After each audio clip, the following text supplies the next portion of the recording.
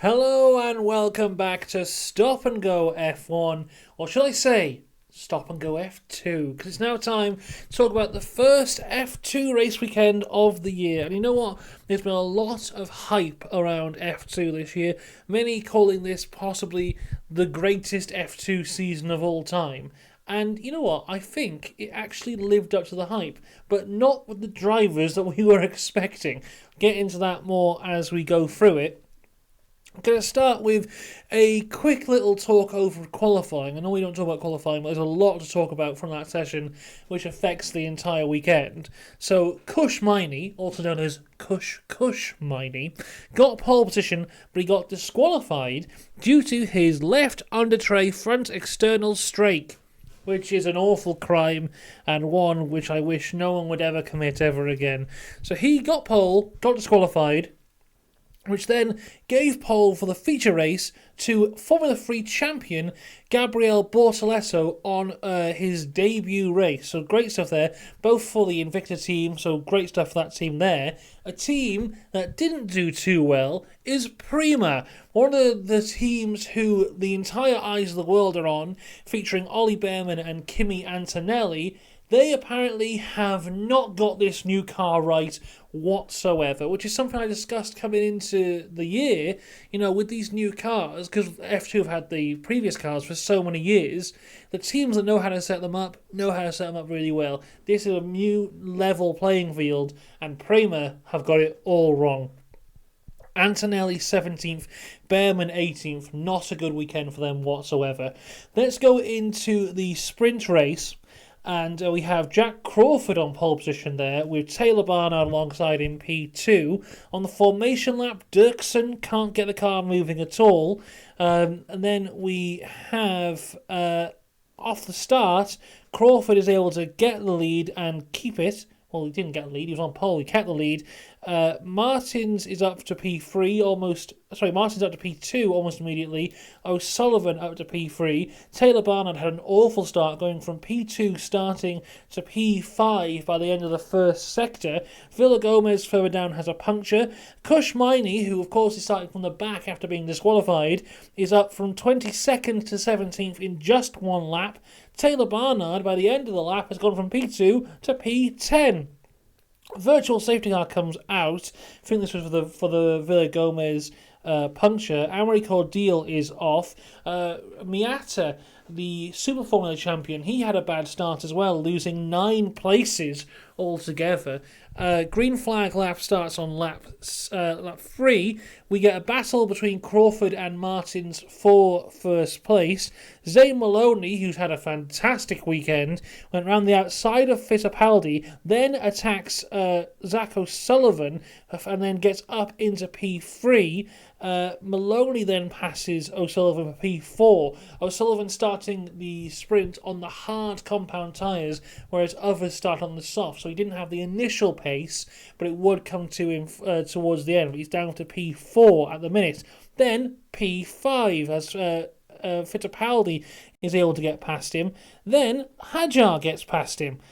Zane Maloney is now all over the back of Victor Martins for P2 on lap 6, and later on that lap is able to pass him into P2. Zach O'Sullivan, though, not having a good time, is now down to P8, being passed by Aaron and Pepe Marti on lap 7.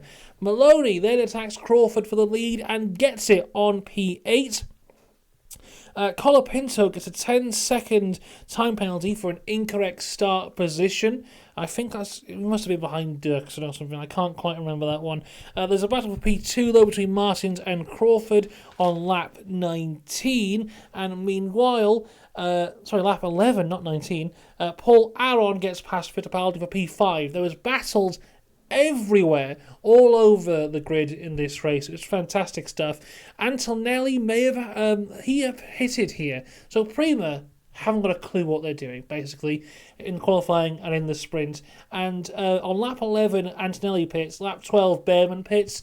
I don't know what they were really thinking. I think maybe they were like, well, we've stuffed it anyway.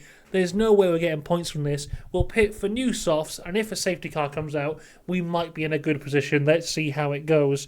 It's just they're desperate for anything to happen at this point. Antonelli actually does a fantastic double overtake on Colapinto and Ollie Behrman. Now, this would be really impressive. I feel it would have been discussed massively if it wasn't for P18.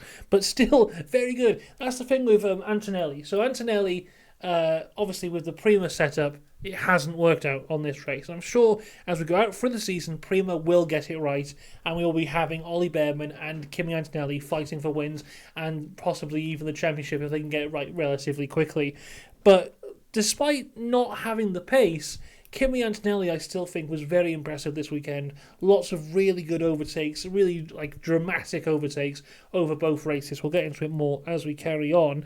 Correa's mirrors have fallen off on lap 14, and Hauger is up to P7. O'Sullivan, for the first time in the race, actually overtakes someone and is up to P8 as the crossover starts to happen of the softs falling off and the hards being able to maintain their pace.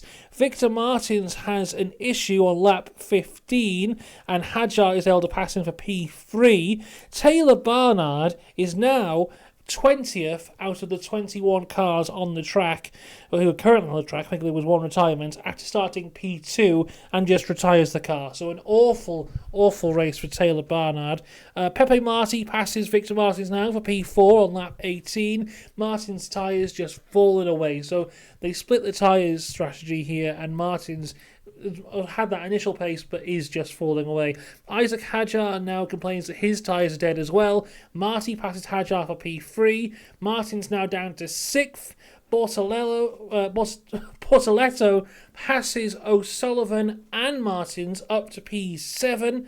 Then O'Sullivan passes Martins up to P8. So Martins drastically fell down within the last 10 laps or so.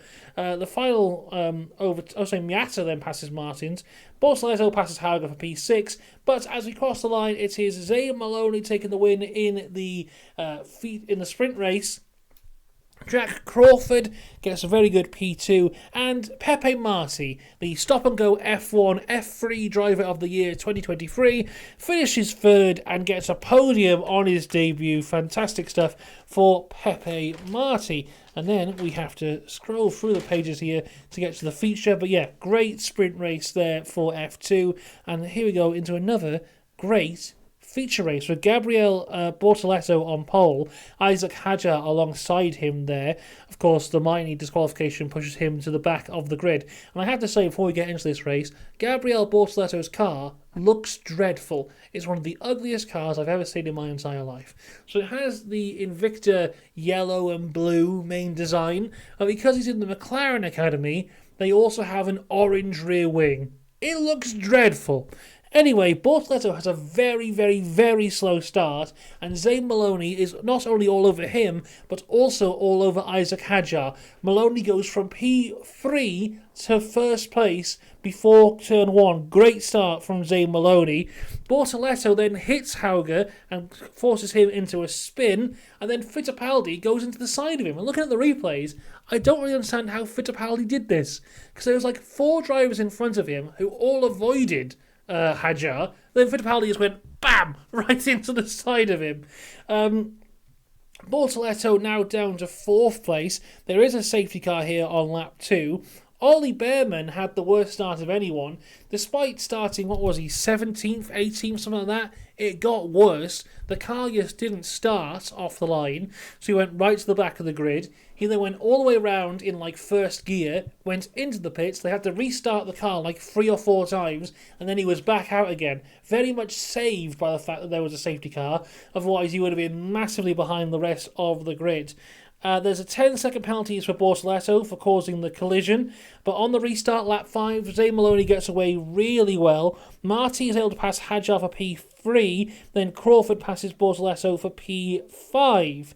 There's a safety car infringement warning for Paul Aaron, Miata, and Jack Crawford, but apparently that was fine. That just went away in the end. Marti is on another tear here, passes O'Sullivan for P2 on lap 7, and then Correa is out. We're not too sure what happened with Correa. but he's just out. I don't know what happened.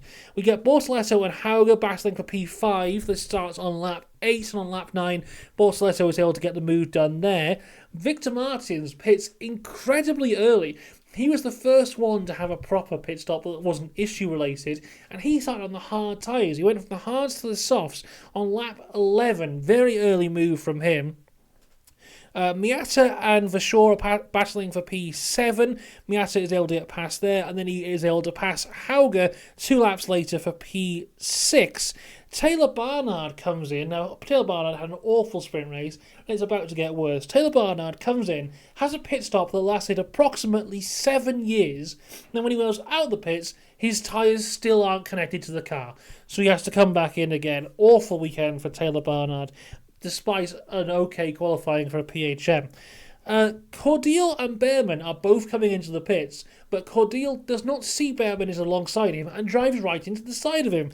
Great stuff from him. Apparently that will be looked at after the race. Crawford pits from P3 on lap 17, but has an incredibly slow stop and then stalls the car and is out of the race from here on out. But we just get cuts back to him over and over and over again of the team just desperately trying to restart the car. Even like 5 laps later, we're cutting back, can they restart the car? And they just can't. So awful for Crawford, who had a podium in the sprint, was in a really good position here, but is unable to carry on. Vashor gets a penalty for speeding in the pit lane. Aaron gets a penalty for speeding in the pit lane. Then we cut to Victor Martins, who made that early pit, but is now out. He's going down the start-finish straight, and the car just turns off. Electrical issue. Victor Martins out of the race. Zane Maloney pits from P1. Pepe Marti follows him in, as does Bortoleto. They're all expecting a safety car to come out for Martins, so he is prejudging that. They all pit. A safety car does come out, and the interesting thing here is Kush Miney has not pit. So Kush Miney, he had pole position, he got disqualified, he's gone to the back, and despite that, he's now leading the race behind the safety car. He does come into the pits though on lap 20 and comes out in 11th, but in a very good position. Rafael Villagomez gets a 5-second penalty for speeding in the pit lane. On lap 21, the safety car comes to an end, and another fantastic start here from Zane Maloney. He controls things really, really well. Miata loses loads of places here. He's down to P10 in just one lap.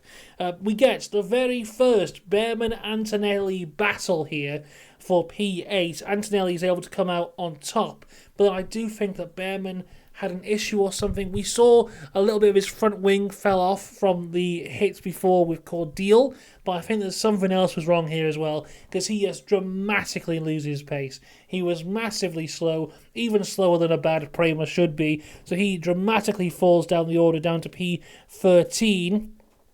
Antonelli passes Vashor for P7, but then Miney gets past both of them for P7 2 laps later. Bortoleto then passes Antonelli for P8. Marti is on the back of Zach O'Sullivan and is able to get past him for P2 on lap 27. Then Aaron passes O'Sullivan for P3 on lap 28. Colapinto passes Hauger for P5. Hauger really strongly fights back but was not able to get that position back. There's a battle for P5 now which lasts until the end of the race. It's Colapinto versus Hauger versus Miney versus Bortoleto, and this was absolutely fantastic. Bortoleto was able to pass Miney on lap 30 for P7 after Miney goes a little bit too deep trying to get past Hauger. Hauger then goes off the track and is passed by Bortoleto and Miney for P6. Bortoleto passes Colapinto, but then Colapinto gets him back and they fight all the way to the line, but Colapinto does come out ahead to keep that P5. Now as we cross the line, the winner of the race, doing the double, is Zane Maloney. An absolute masterclass from Zane Maloney. Fantastic stuff here, you know. He was dropped by the Red Bull Academy over the winter break, picked up by the Sauber Academy, comes here, wins the sprint, wins the feature, leading the championship. Great start to the season for him. P2 is Pepe Marti, his debut weekend in Formula 2, and 2 podiums for him. Once again, the Stop and Go F1 F3 Driver of the Year 2023, making a great start to F2 in 2024. And then Paul Aron completes the podium in P3, his first proper year of Formula 2. He had the one race at the end of the year last year, but this is his first proper year getting a podium here. Fantastic stuff for him. Fantastic racing all around from F2. Like I said, going into this, we had a lot of hype. And I think the eyes of the world were on the likes of your Antonelli and your Behrman and your Victor Martins. I think those were the favourites for the title and still very much might be the favourites for the title. But coming out of this, those were not the stars that shone today. You had the likes of your Maloney, your Pepe Marti, Kush Miney was fantastic, Bortoletto was fantastic. There's those names that you didn't necessarily expect to be talking about coming out of F2 this weekend were the ones that really shone the most. And as for Hero of F2, if you're new to the channel, Hero of F2, we don't give for the person who's necessarily the best, but the person who was the most entertaining over the weekend. And there's loads of names we could go for here. Bortoletto's definitely in the conversation. Pepe Marti's definitely in the conversation. But after that masterclass, we have to go for not only the person who was the most entertaining, but the person who was the best. And that was Zane Maloney doing the double on the weekend. Absolutely fantastic. A fantastic way to start F2 in 2024. Very impressed. Can't wait to next weekend in Saudi to see what happens there. And of course, F1 Academy will be there as well. So all very exciting as we go into 2024. And of course, we're not finished today, because F1 will be on in a few hours' time. We've got a little bit of a break before we're back up here again talking about the Formula 1. So still a lot to come this weekend. Make sure you subscribe for all of it. And I will see you next time. Until then, though, have a good one. Goodbye.